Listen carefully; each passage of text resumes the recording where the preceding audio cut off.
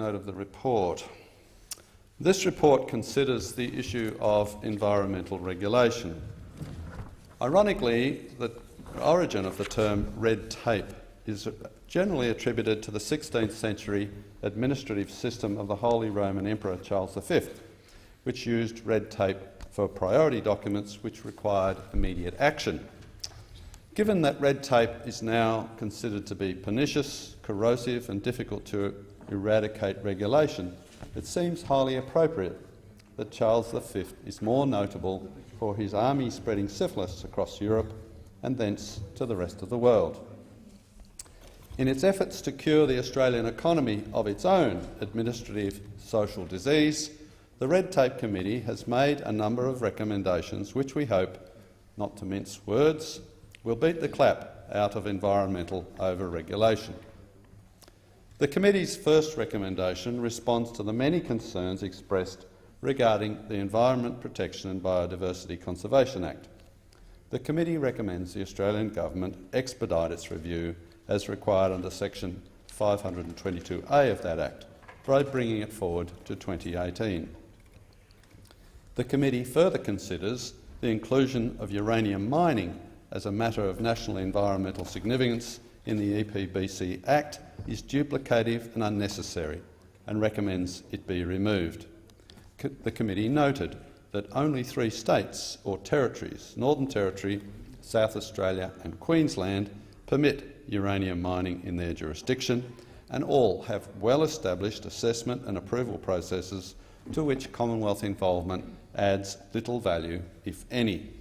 In fact, duplication between the Commonwealth and states or territories was a major focus of the committee's inquiry. Currently, states and territories conduct environmental assessments and propose conditions of approval which must then be approved by the Commonwealth under the EPBC Act. This dual regulation perpetuates duplication, inconsistencies, high implementation costs and extended delays. The Productivity Commission and the Senate Environment and Communications Legislation Committee have supported the establishment of a one-stop shop concept, and this is something that the Red Tape Committee strongly supports. The National Offshore Petroleum Safety and Environmental Management Authority, NOPSEMA, provides a model by which this one-stop shop model might be achieved. On the question of the method of environmental regulation, witnesses urged Commonwealth, state and territory governments to adopt a risk-based approach.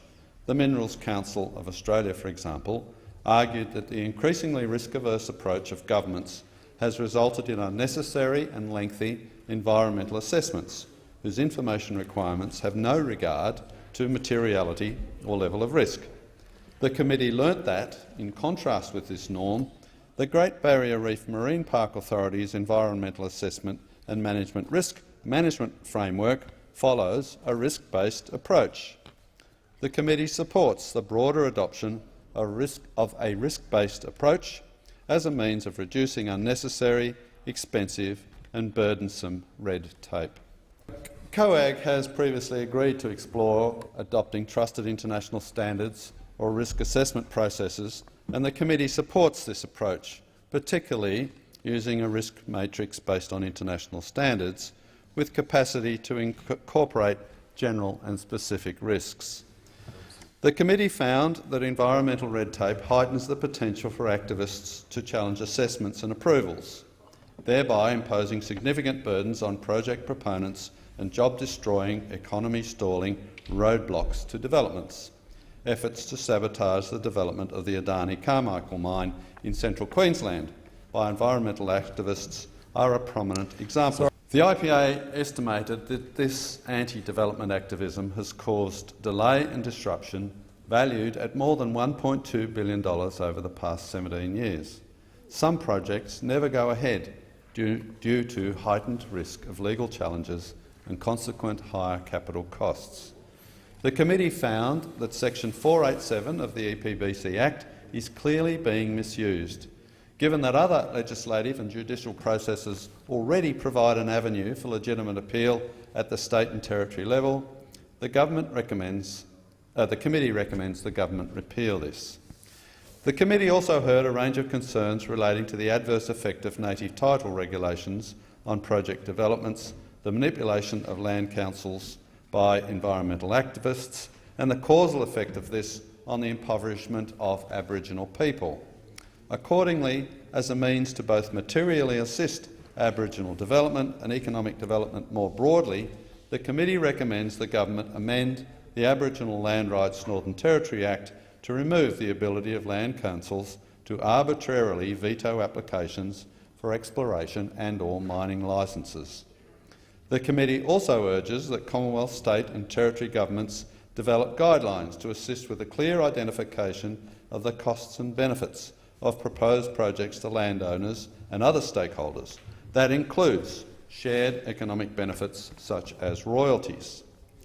The committee identified that Queensland landholders received $238 million compensation as of the 30th of June 2015 for land access by the onshore gas industry. This clearly demonstrates the industry's ability to compromise with landholders, something which, according to the letter of the law, they do not have to do.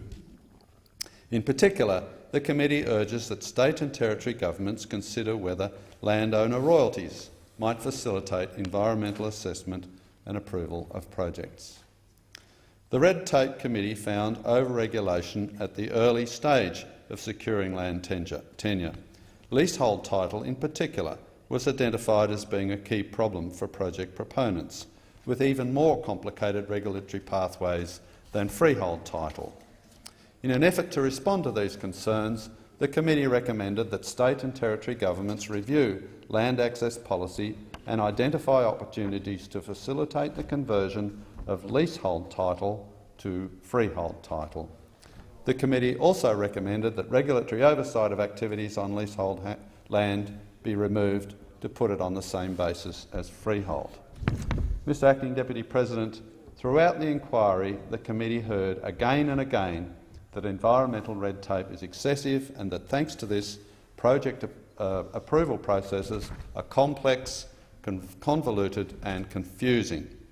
The committee heard that the Roy Hill iron ore mine in the Pilbara required more than 4,000 licences, approvals and permits for its pre-construction phase, and the Adani Carmichael coal mine in central Queensland spent 7 years in the approvals process, fighting more than 10 legal challenges and having to prepare a 22,000-page environmental impact statement.